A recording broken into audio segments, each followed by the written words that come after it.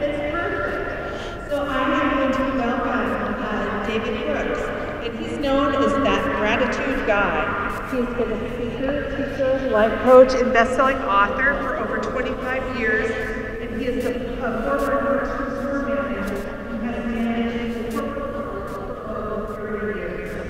He is an author.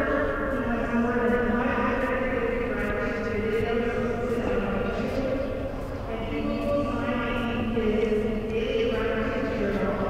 And so some of us on the front row of this conversation. Please join me in welcoming David Brooks.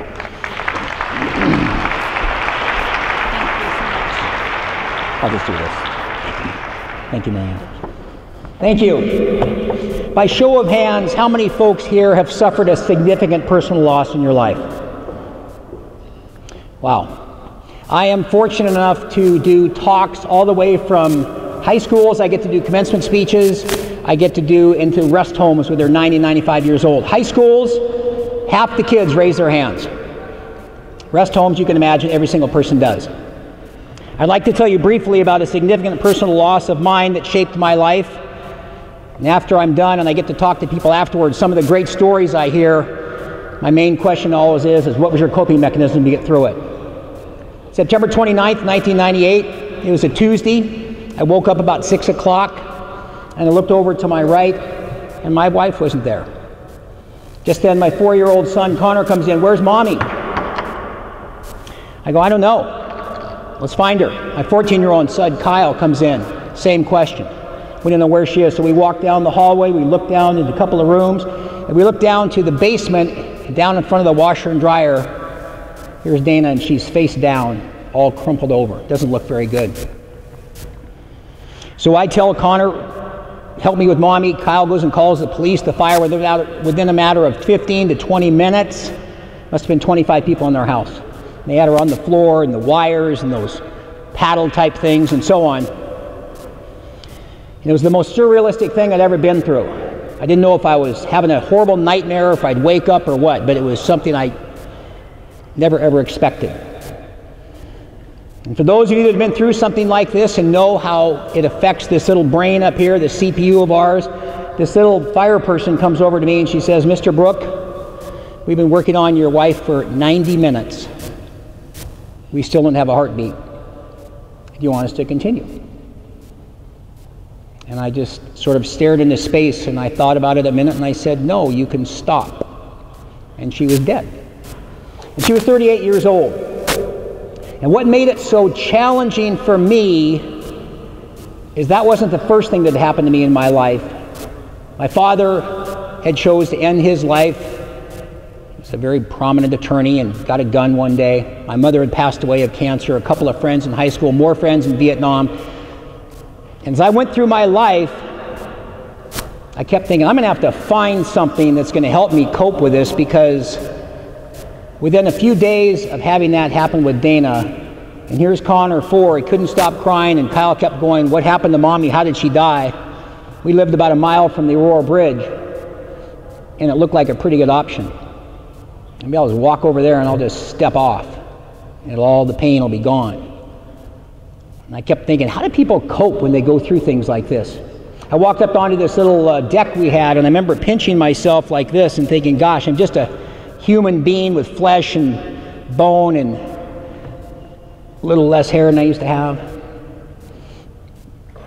And I made a decision. I thought, you know what? I can see why people kill themselves now. I'd never known that. My dad had killed himself. A lot of other people I'd known had. But at that very moment, I thought, I am not going to do that. These two boys don't have a mother, and so what am I going to do? Go jump off that bridge and I'm not going to have a father. Decided it wasn't what I was going to do. And as I went forward, that was never an option again. But it made me understand a lot of this depends on how you look at something. So I'd like you to all stand up if you'd be so kind. Nice lunch. Fortunately, we're not still eating or anything. And I just want you to take your right hand, extend it up, and just start turning in a clockwise manner. Now, I know we're teachers. You'd be amazed that the schools have no idea what clockwise is. And so I have to go like this and show them a clock face and everything. So that's clockwise. And just keep it up there, stretch just for a second, and then as you're continuing to stretch it clockwise, start slowly bringing it down to your forehead, your eyes, your nose, chin, chest, and now down to your waist. Now what direction is it going? Which direction? What did you say? Counterclockwise. What's your name? Greg. Greg, come on up here a second. You can all sit down. So it's going counterclockwise. Thank you, Greg. See, Greg stood up and said it was going counter, so you get a little gratitude nuggets to chew on. Thank you. Thank you, sir. I used to, when people wouldn't answer, I'd go Bueller, and I realized nobody knew what I was talking about. I could say the glass is half full, or I could say it's half empty, but it just depends. And I have these fraternity brothers of mine. I went to the University of Washington, and one of them said to me one day, you know, I came and saw your little presentation, and frankly, I wasn't that impressed. And I just went, that's great. Then he says, but how does this thing work?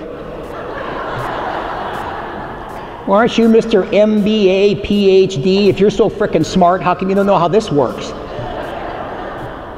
But it does depend on how you look at it. The glass can be half full or half empty.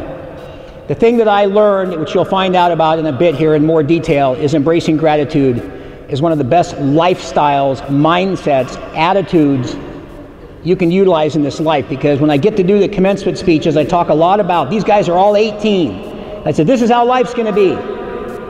This is fun. This isn't fun. This is where we want to be again when we're down there. But down here is where you learn the lessons. You don't learn the lessons when everything is going great. So a little exercise we're going to do on your table. You should all get a 3x5 card. And you're going to need a 3x5 card. You'll see my business cards too. We can take those at the end if you want to get my video, but we'll talk about that a little later. Get a 3x5 card. You're going to need a pen, and you're going to need a partner. So if there's anybody like you two young ladies over there, if you want to switch tables, this is a two-person exercise. So if you need to switch around a little bit, I'll give you a second. Does anybody need a pen? I think most of you had pens in your packets and so forth.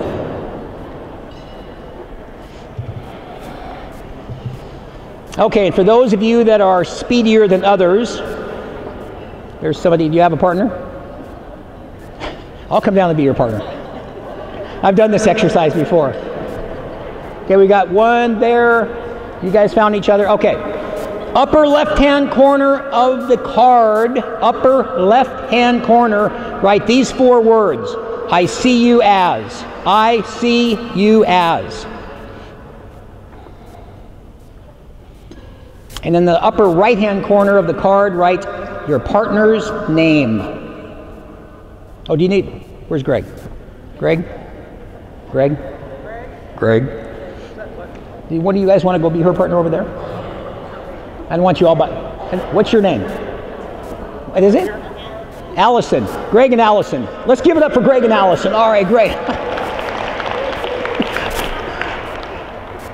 I see you as, upper left-hand corner, your partner's name, upper right-hand corner, and in the very bottom right-hand corner, sign your name. Okay. Here's what I'm going to do. I'm going to give you 60 seconds. And this is what I love about this exercise. Whether you know this person or not, or it could be your husband or your wife or your best friend, it doesn't matter. I want you to write in 60 seconds, as fast as you can, as many things as how you see that person. I see you as energetic. I see you as happy. I see you as whatever you are. How you see that person. You don't talk about it, you just write it. Go.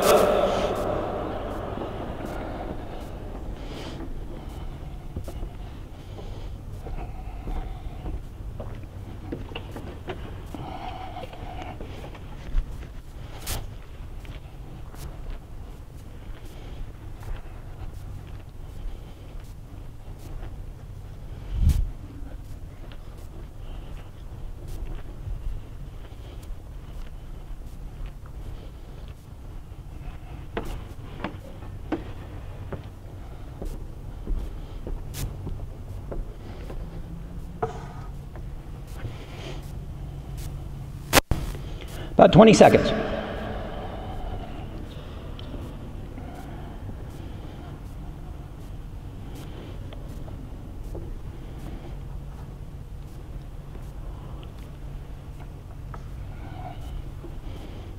Okay, and stop. And I know some people could write a lot longer. Some would say, well, I only wrote these several things or what have you. So I always try to find a happy medium. Now I'm going to give you 60 seconds again, and I want you each take turns reading to each other what you wrote about the other person. Go.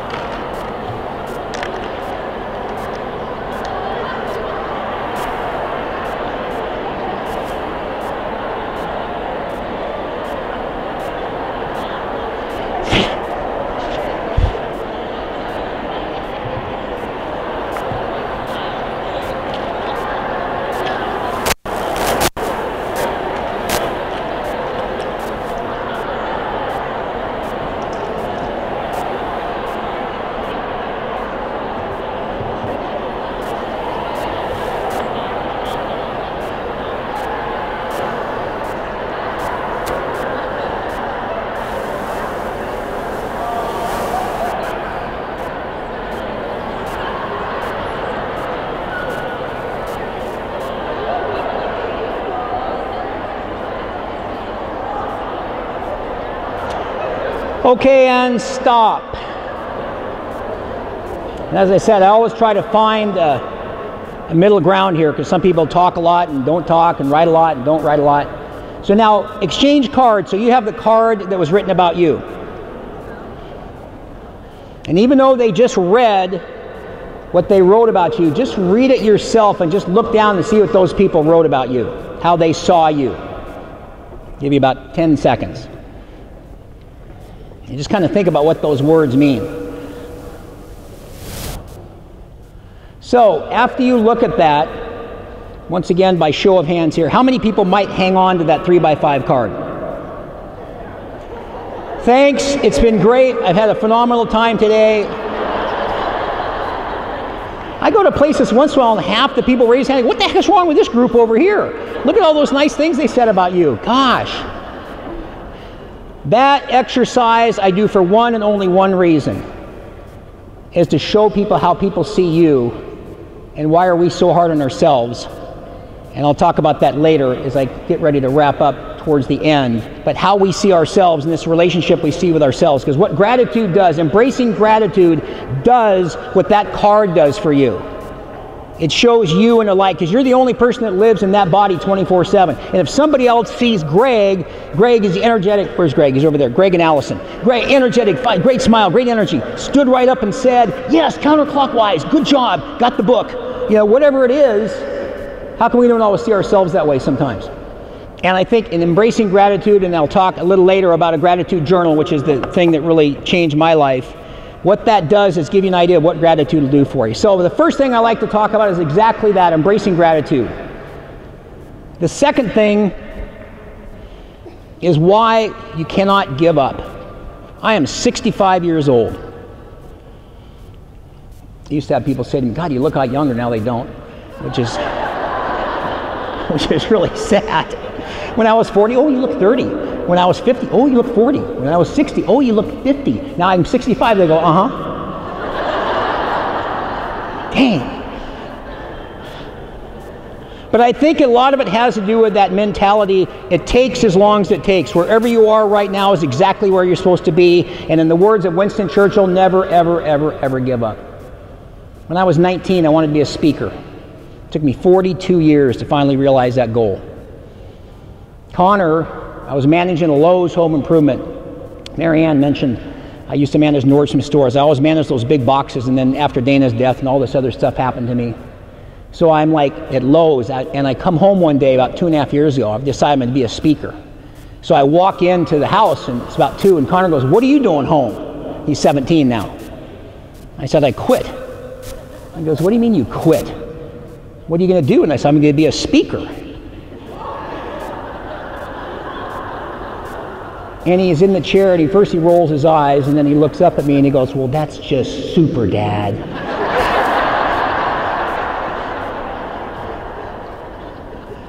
What are we going to do for money?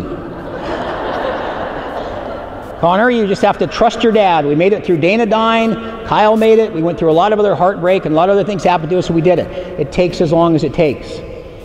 But here's what's interesting, how I got to raise, and when I'm talking to teachers, my favorite group to teach, or talk to, and I'm kidding you not, because the education, the connection with people, making a difference, impacting lives, all those things is off the charts. I talk to financial people, a lot of different things, and they're like, whatever. And that's fine.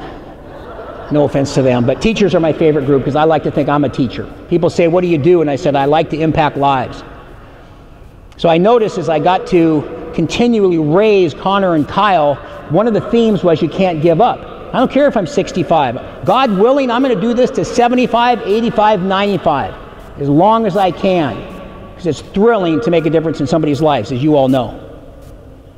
So Connor had a really tough time. Dana had died of a prescription pill overdose. 38 years old. She overdosed on Vicodin and Oxycontin and all that really nasty stuff. That's another reason why I'm so passionate about this work, because I think we're all looking for a way to cope. I'm just trying to provide a healthy mechanism, not a deadly or destructive one that can kill you. I think it's the reason why a lot of people turn to booze and pills and so on. But Connor couldn't make it. He went and he did the individual education program. He had to be held back in kindergarten, held back in first grade, and he struggled. And he wanted to play sports so badly, but he couldn't play. So he said, Dad, I want to play baseball. So we started out with T-ball, and here's the tee, and Connor's like swinging up here. I just, Connor, the ball's down here. He's looking up at me. I got it, Dad. And he finally keeps getting lower and lower, and he finally goes way down here, and he hits the tee, and the ball dribbles forward. And he goes, Dad, I got a hit. I didn't have the heart to tell him that's not how that game was played. But he kept playing coach pitch and all the different ones we went through, and we finally get to, he's about 11, May 31st, 2005. And he's playing in a game, he never gets to play. Yeah, I get choked up even after all these years still thinking about it, because he never got to play. And it was the bottom of the 7th, they're down 7-6, and there's two guys on second and third, a guy in second, guy in third, and the guy's out of players. So he looks down to the dugout, he goes, Brooke, you're up. And so Connor comes out of the dugout swinging a bat like he's Babe Ruth or something. And then he does something I've never seen a child do. Dad, I'm up. Kids never acknowledge their parents in the stands. They want you there, but they sure don't acknowledge you there. So he gets up to the plate, and ball 1, strike 1, ball 2, strikes, full count. There's 2 outs, guy in second and third, as I mentioned. Next pitch, he rips down the third base line just inside the bag. The guy from third comes in and scores. The guy from second comes in around. Here comes the ball. Here comes the catcher. Here comes the guy from third. They all come together at home plate. He catches it. They crash onto the plate, and the ball pops out. And they win the game 8-7. And I look out. Here's Connor all by himself at second base. Dad, I got a hit.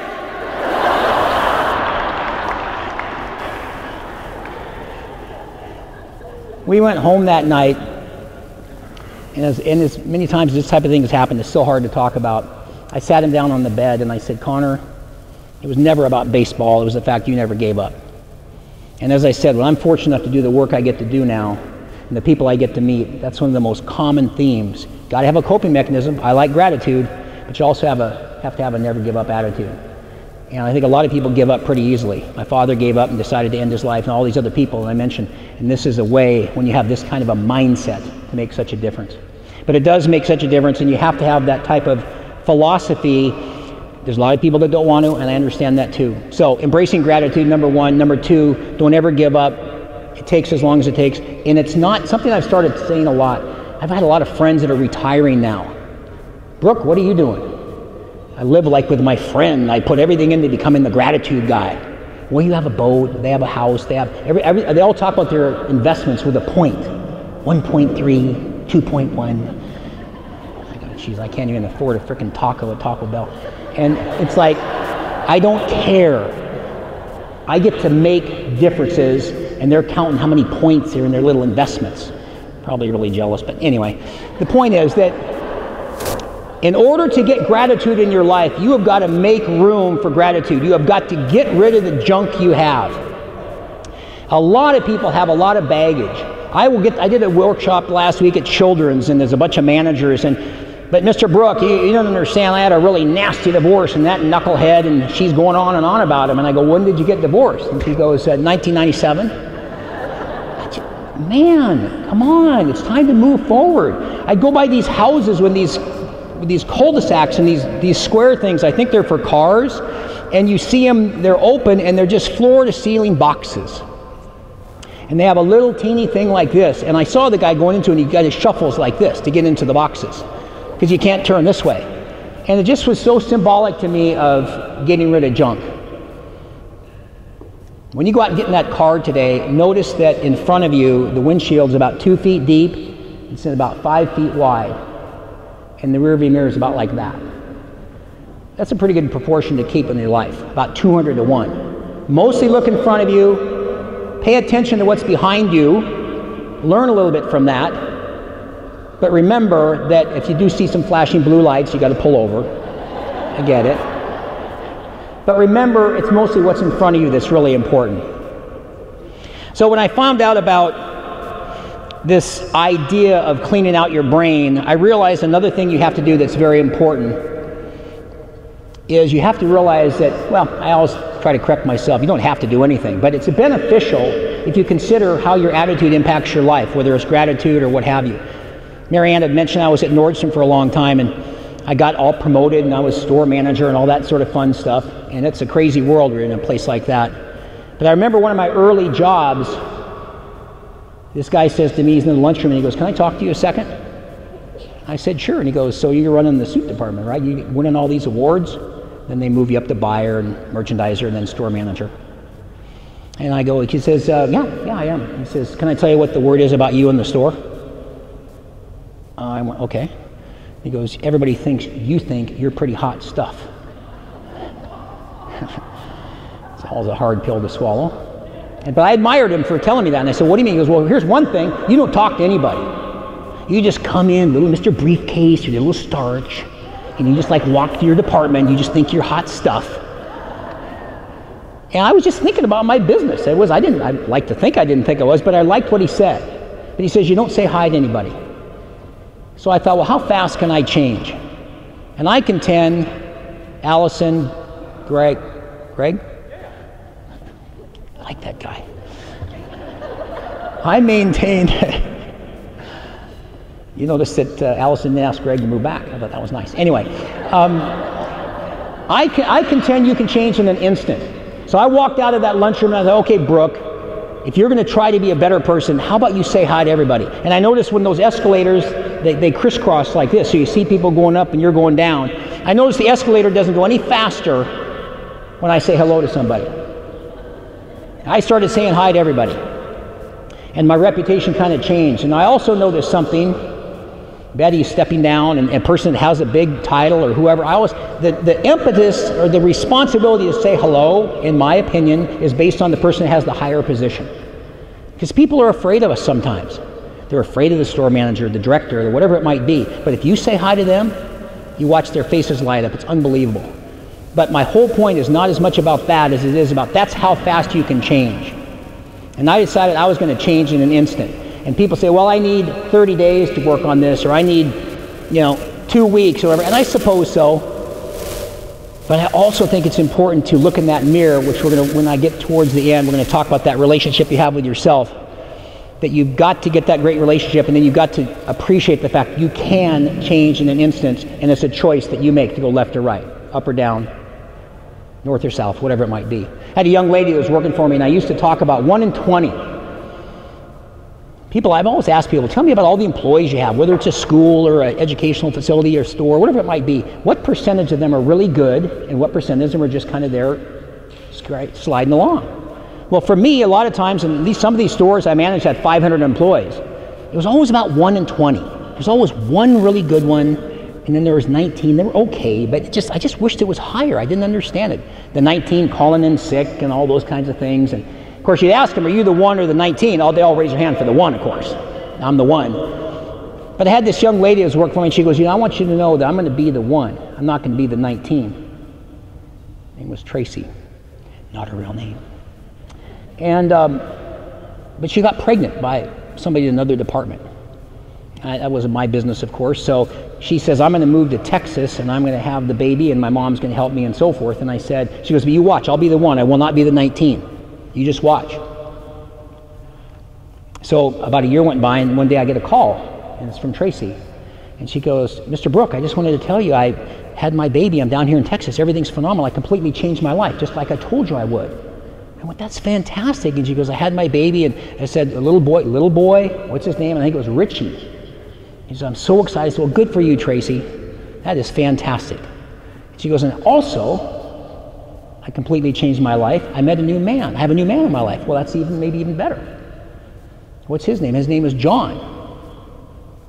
Well, what's John do? Well, he's on work release right now. And I just remember hearing that, and I didn't want to say it, but is that really the formula for changing your life? So sometimes you have to do a 180 and you have to really switch around. And I think it's so important to remember changing in an instant. Gratitude journal. Take the 3x5 card you have and keep it handy. And I'm going to have you turn it over in a minute. Hopefully, those of you that raise your hand are going to hang on to it. And this exercise we're going to do in a second is going to be just for you. You're not going to talk to anybody about this, but keep your pen handy. So I had these fraternity brothers I've talked about a lot. And one of them said to me one day, it's been 5 or 6 years, you're just kind of a mess. And I said, well, Dana died and a lot of things happened to me. And they go, yeah, but you're just not right. And I had another friend call me and he goes, you ought to get a gratitude journal. How many people here had ever heard of a gratitude journal? Gosh, that's good, thank you. More and more people. I had not.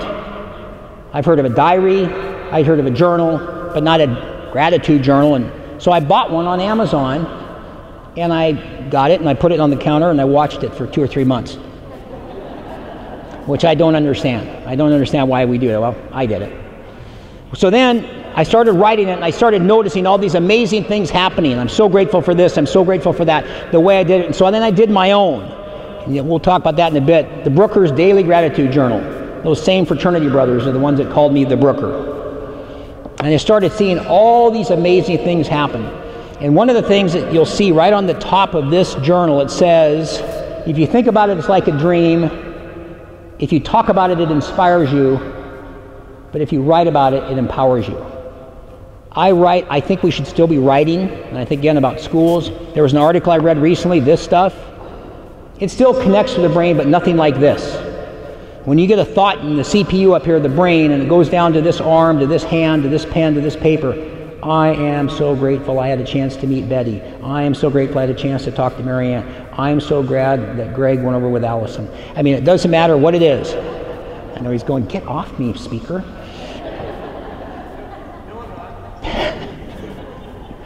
But it does make a difference. So I started writing it and I started seeing all these amazing things happen. And it takes 5 minutes every single day. So here's what I'm going to have you do. You've got that 3x5 card.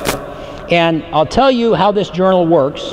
My little microphone here, but there's only one really thing I'm going to have you that's going to be important to this. Upper left-hand corner, it says gratitude today, and it says the day and the date, and it has a daily number. And we'll come back to that in a second. Next 2 lines, special events, current occasions. That's so you just don't have to have another diary. You can do it all here. I'm so grateful for, there's about 6 or 8 lines.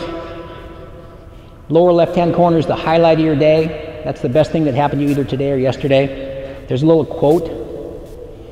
And then on the right-hand side, it says gratitude tomorrow.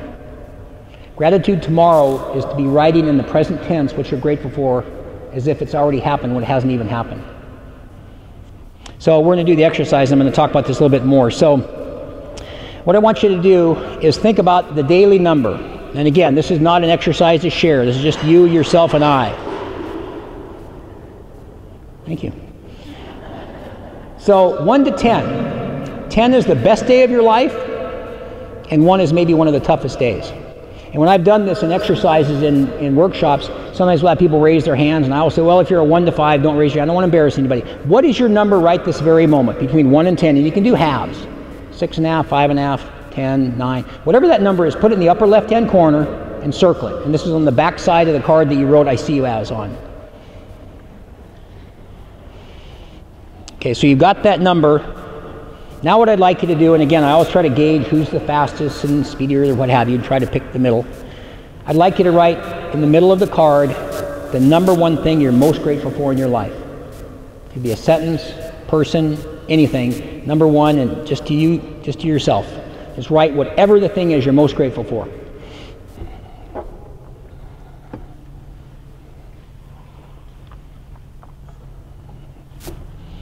Okay, and then the second thing, put number 2 and write the second thing you're most grateful for. Hopefully this isn't the proper priority. Number 1 and then number 2.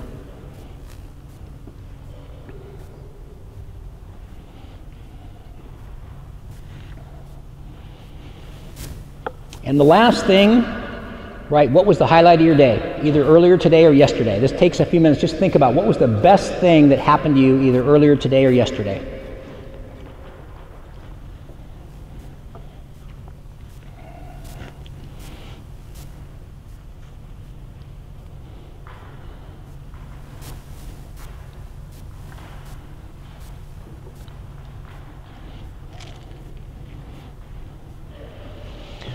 Okay, so I want you to just, once again, look at those 3 things you wrote.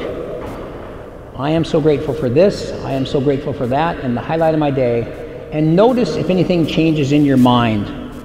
And see if your number has changed at all. And whatever that number is, put that number in the upper right-hand corner and circle it.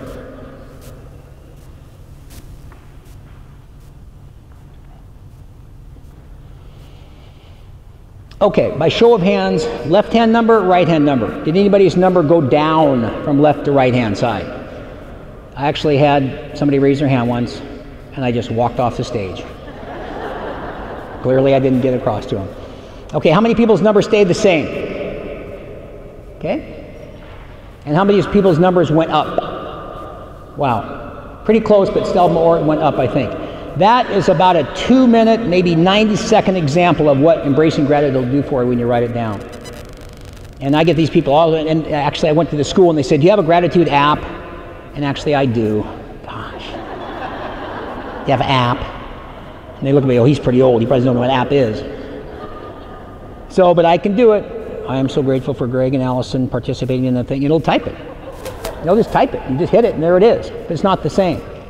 I'm in Starbucks a lot because I get to travel around and things, and I've actually had this is happening more and more lately. Somebody comes by, are you actually writing in that book? I'm actually writing in the gratitude. Are you actually writing? You have a tablet right there. Cracks me up. But I'll tell you why I feel it's so important. And this is the hardest part of my presentation to talk about, and I used to not talk about this. My mother died of cancer, but before that, she was manic depressive when it was called that back in the 70s, and now it's called bipolar. And she did something, as much as she was a wonderful mother, and I think she'd be very proud of me, she did something to me that I just think is horrendous. She would call me, and I have 3 brothers and a sister, but the friends that know me, I'm not surprised, I'm second born. They said you should have been firstborn. And she would get on the phone and she would say, you either come over and talk to me right now, and then she'd shake her pills like this, or I will eat this entire bottle of sleeping pills and you will not see me by the time you get here. And she did it to me a lot. And to say it was difficult was an understatement, but once again, as much as I love these conferences, some of the best conversations I get to have, I just am thrilled. There's people I get to talk to afterwards. Then in private, just one-on-one, not obviously on the stage or in front of a big group, are going to say, and they'll tell me I went through the same thing or whatever it might have been, because it's always about community and understanding when somebody has maybe walked down a similar path. But she did it to me a lot, and then she dies of cancer. Now she doesn't want to die, and she dies. But the reason I bring it up is I got that from her. Dana had taken too many Vicodin and Oxycontin and all those pills. I just can't take a pill. Just can't. And I'm not saying that painkillers and antidepressants and all those are the same. They're not, and there's a very much of an important place for all that medication. I just can't do it. So I just dealt with it my own way. I run every morning, and I write my gratitude journal every morning, drink lots of water, take vitamin pills, eat right, do things I think will help me. And yet every so often I still have this avalanche of boulders come down crashing on me and send me into an unbelievable place. So about a year ago, I woke up one day and I was a 1. And And you just went through, and I'm not going to ask anybody their numbers. I hope they're decent numbers, but it might be a tough day. You never know. But I was a 1. I wasn't sure what I was going to do. I made a pact I wasn't going to go jump off a bridge. I got to keep raising my boys. But I thought, okay, Mr. Gratitude guy, you better practice what you preach. So I got my gratitude journal, and I went to a Starbucks, and I wrote in it. It helped. And I never tell people what to write in those gratitude journals. But I'll tell you, for me, the number one thing I write is my health, my sons, friends, family, Tracy Ulrichs of the world, Ben, just different people that have really impacted me. There's always so much to write about when you're grateful. That bumped me up to about 4 or 5. I still was not my normal 8, 9, or 10. So I have a talk I'm doing up in Burlington Chamber of Commerce, about 300 people. So I do it, and I come over to my books, and unbelievably gratifying, and people are standing there. This lady comes up to me, this has actually happened a lot since then, and she's crying. Can I give you a hug? Now I'm single, so of course a hug is always preferential. But she's crying. And she says, you just changed my life. Now I will tell you, I never got that at Nordstrom. I never got that at Lowe's or any of those other jobs I had. And then she tells me one of her sons has passed away, one is addicted to meth, and some really sad stories, but she says, I need to get a couple of journals and so forth. So we hug again, and then she leaves, and there's a bunch of other people, and it was extremely gratifying. And so I walk out to my car, 2 things occurred to me. First of all, if you ever wonder who your best friend is in the world, who's the first person you call when you get really good or really bad news? I think that's a pretty good way to tell. I wanted to call Connor first, and I wanted to call my older son second. And I was working at Lowe's before I quit do this full time. And I just smiled, and I realized I was a 9.5. And I'd gone from a 2 to a 4 to a 5 to a 9.5. I didn't snort any powder. I didn't drink a beer. I didn't take a pill. And I took the rearview mirror, and I just turned. This is so embarrassing, but I don't care. And I just looked at myself, and I went, I'm so freaking proud of you.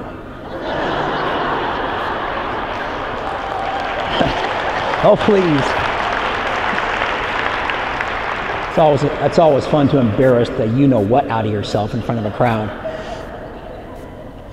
But I thought, let's see, what's more important? Change, her name was Janice, changing Janice's life, or, hey, where are the 2x4s here at Lowe's? I really don't care. I'm changing lives, okay? But it was so impactful, and that has happened a lot more to me, and I'm thrilled about that. I know all of you being in the industry that we're in, you're in, we're in, you get to impact lives every day, but sometimes that's why I love that little card. I want you to keep that card. Hopefully most of you will. What you're grateful for on one side and how people see you, and I want you to continue to see yourself as that person. So that's the gratitude journal. Well, by the way, back to taking as long as it takes. You may or may not know this. We're only about 20 or 30 miles from Fort Lewis, Joint Base Lewis-McChord. I'm starting to do workshops there. It took me 2.5 years to get in there. 22 soldiers commit suicide every day.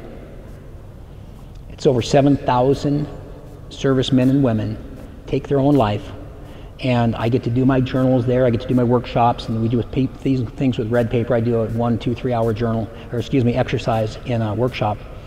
But that just horrifies me, these same people that go out and put their life on the line, and then they come back and they're doing that. So a lot of this comes back to how we all get to help people make a difference. How I look at a gratitude journal, some people, it's like that's why I never will use PowerPoint, because I like to look at people. I like to look at Betty, and I look at Greg, Allison, and Marianne, all the people I get to know. I want to see the looks on people's faces. What this gratitude journal is, it's a tool in a toolbox. That's all it is. And people say, oh, I like your little journal, that's fine, what have you. That's good. But really, that's all it is. And it's something I tell people, if you've got a better solution, something that's working, that's fine. But it kind of comes back to the old Dr. Phil line. People come and complain to me, and I go, how's that working for you? And these same fraternity brothers, oh, I need a dose of the Brooker, the little nickname they gave me.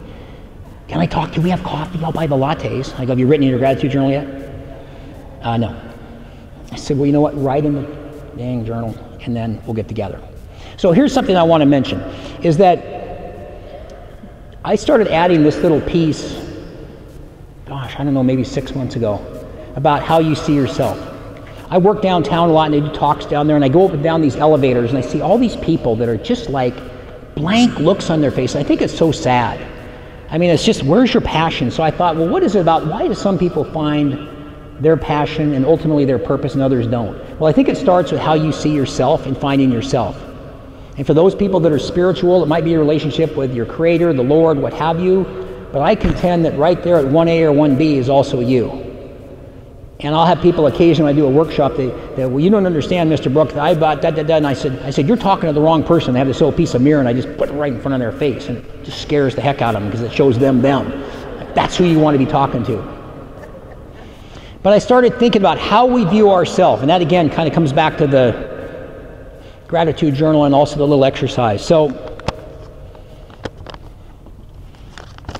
this is a $20 bill. Andrew Jackson.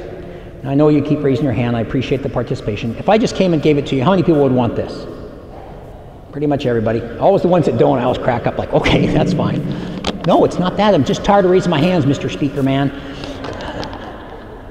This is a $20 bill, so it's worth $20. So if I do this to it, how many still want it? Yeah, same thing. Thanks for being good sports. If I do this, I stomp on it, crush it, all that kind of stuff, how many still want it? Yep, thank you. So if I straighten it out, and I look at Andrew Jackson, and I say, listen, Andrew Jackson, you're a piece of crap. You're worthless. I don't understand why you're even on this planet, to be honest with you. How many still want it? Right. But you know what Andrew Jackson says? You can say whatever you want to me. You can crush me. You can step on me. You can tell me I'm a piece of crap, worthless, and shouldn't even be on the planet. I'm still worth 20 bucks. So why do we let other people devalue us? By some of those same ways. I've met so many people. I did a talk at a homeless shelter downtown, and they kept talking about DV.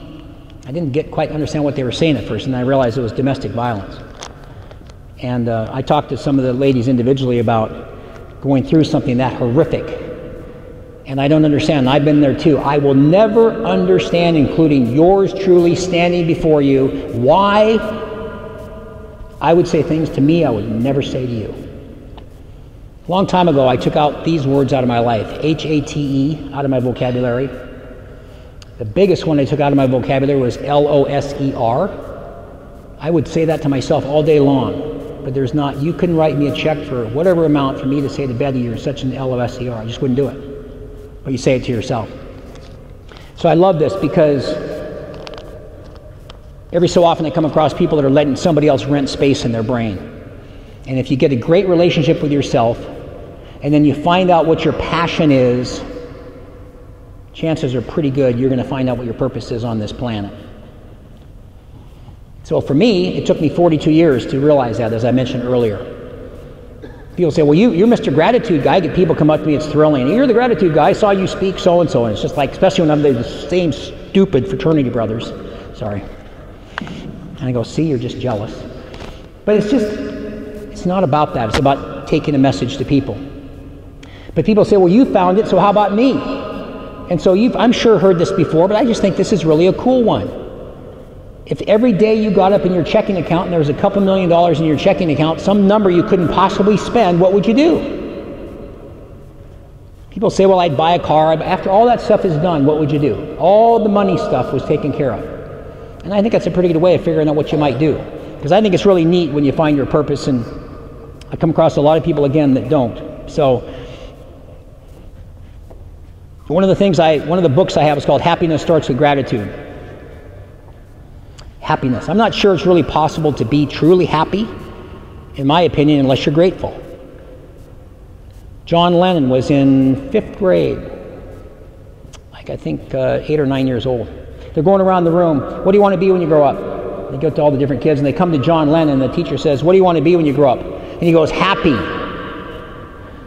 The teacher looks at John Lennon and goes, you don't understand the assignment. John Lennon looks back at the teacher and goes, you don't understand life. So we got started from kind of an early age. So I'm going to wrap up in a few minutes and do a couple more things. I will mention I'll be out in the other section when we're done. I do have gratitude journals and books and so forth. I've got business cards on the table, and the main reason I like people to have the business card is because I do a 2-minute video every single Monday on a different subject, and there's a QR code. You can take it out, you can sign up for it, it's free and everything, but I just like to always have a different subject every Monday, and I think there's 500, getting close to 600 videos on there now on YouTube. I did a talk last week, and people inspire me, as I've already met some people today that have inspired me for different topics for videos. And this gal, I do a drawing for the book, and she wins the journal, and she comes up to the front of the thing, and I give it to her, and then she comes up later, and she goes, you know, I always win. I said, what do you mean? She goes, everywhere I go, when there's a drawing, I always win. My girlfriends hate me. And so I thought, you know, what an attitude. Think about that. I always win. Or how about people say, hey, you guys, let's go down to the casino. I never win. Well, you know what? You're probably right, whichever way you do. It just impacted me, so I did a video last Monday on that. So anyway, but please come by and say hi after I'm done. I love meeting as many people as I can. 5, 6 things I talk about. Embracing gratitude. It takes as long as it takes. Never give up. Clear out the brain, clear the junk out of your brain, make room for gratitude. Get a gratitude journal. Find yourself, your passion, your purpose. And the last one is sharing gratitude. Now this is going to be a part of the conference right now. I'm going to ask for complete honesty. How many people here have been on their smartphones since I've been talking? Quite a few honest people. Thank you.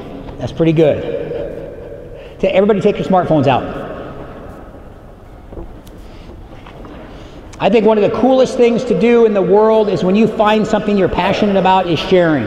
Now, if you don't have a smartphone, that's okay. Most people do. You can make a note, but thanks to those people that were honest. I have people come up to me all the time when I do this part, and they go, look, I was putting notes about what you're talking about. Yeah, whatever. That's fine.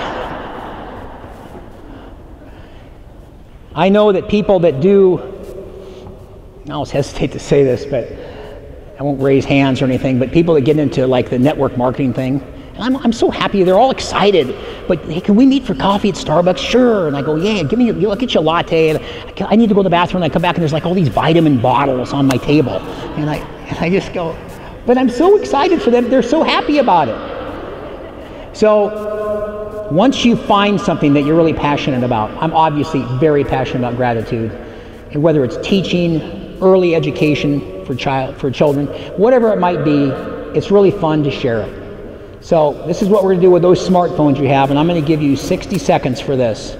This is called the 4 T's. You're going to either text, telephone, tell, or tweet. Most people text to somebody in your life right now you're grateful for having them in your life. Go. I'll give you 60 seconds.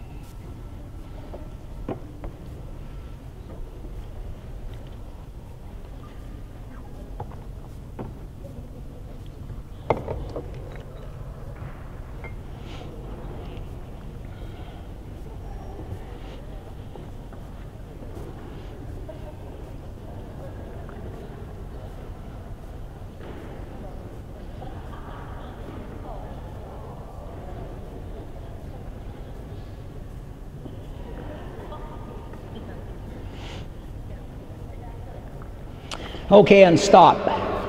So I always make a comment about the high schools because I feel very fortunate to speak to especially graduating 18-year-olds. Of course, their attention span is very short, so I have to really talk fast. But so we'll do this, and I'll give them 60 seconds, and they'll come up later. People always show me what happened. I can hear people giggling. It's really great. And the kids come up and show me, and there's like 7 texts. they've already done in like 60 seconds. I've never seen fingers move that fast. But occasionally somebody uses, these started out as telephones, and now most people use them as texting. But I was at, I think it was Bothell High School, and just over about at this table, I could hear this lady, and she was actually using it as a telephone. And she's talking to her husband, I think it was her husband, and she goes, "Yes, honey, I'm so grateful for you." And I could really hear it pretty clearly.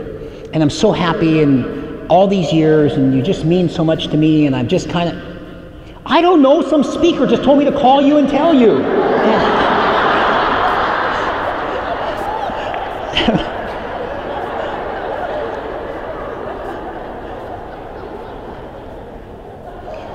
So that, of course, is on the phone, but what happens most often, so I love to have my books and the people I get to meet afterwards. So, but people come up and they so proudly, they show me this stuff, but there's these really funny ones, and this gal comes up and she goes, "Look at this one." And it goes, "Yeah, I'm grateful for you too. What do you want?"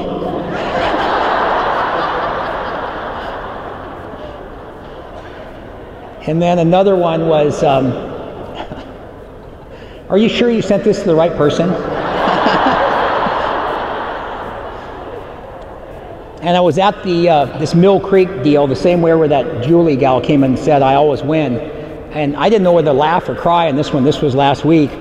And the guy shows it to me and he goes, "Yeah, I'm grateful for you too. I still want the divorce." But that was kind of sad. I think the sharing part is so important. And I know, and I look at times in my life with even the tragedies I've had, the fact that I get to share a message that is so important. And even when I talk about, people say, "Oh, you get recognized," or this, that means nothing, and it's fine. But it's really about connecting. The bigger groups I get to do, you get a higher percentage you connect with because there's more people and so forth. But when you find something that you're passionate about and you connect with who you are, find out how that passion is going to be part of your life, and then really it directs your purpose. The sharing piece is just a natural part of it. And I know that I make fun of these fraternity brothers, but I remember years ago I was kind of the ringleader, and so I said, "Let's go skydiving." So I make an appointment for 10, and that's like Saturday. I make it on Monday, and on Tuesday, like 2 of them drop out, and then Wednesday I get a couple of calls. "I think I have a sore throat." Oh man. And so finally Saturday it's 10 o'clock, and I walk proudly up to the counter. "It's going to help you." "Yeah, Brooke, reservation for skydiving?" And he looks at me and he looks at his little book and he goes, "It says 10 people. Where are your friends?" I said, "I don't have any." Nobody showed up. I was the only guy there. And as much as I don't care for PowerPoint, sometimes in churches they'll do some things and they'll see it, but it shows me jumping on there. I'm all afraid and all scared and everything. But I didn't get to share it with anybody. And so when you really find out who you get to share it with, it makes something so much more fulfilling, even if the person is just listening. So what I always tell people about gratitude, I understand that a lot of different approaches to a lot of different things, but I feel in my heart, embracing gratitude and now getting to share it, understanding how a gratitude journal works and helping people, because you know it's true, if you want to help yourself, help other people. I do a lot of talks at Rotary, and their motto is service above self. And when you step outside yourself, I have every reason in the world to be living under a bridge with a bottle of whiskey, as one of my friends once said, with a lot of the junk I went through. But I don't choose to do that.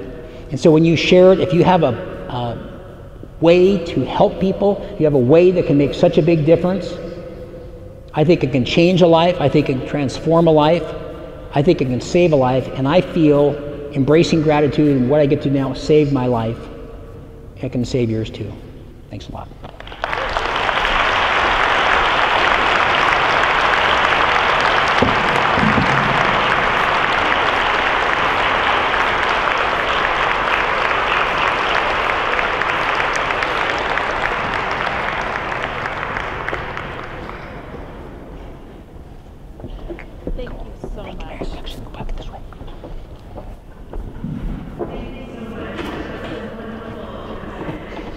I wanted to follow up, just thinking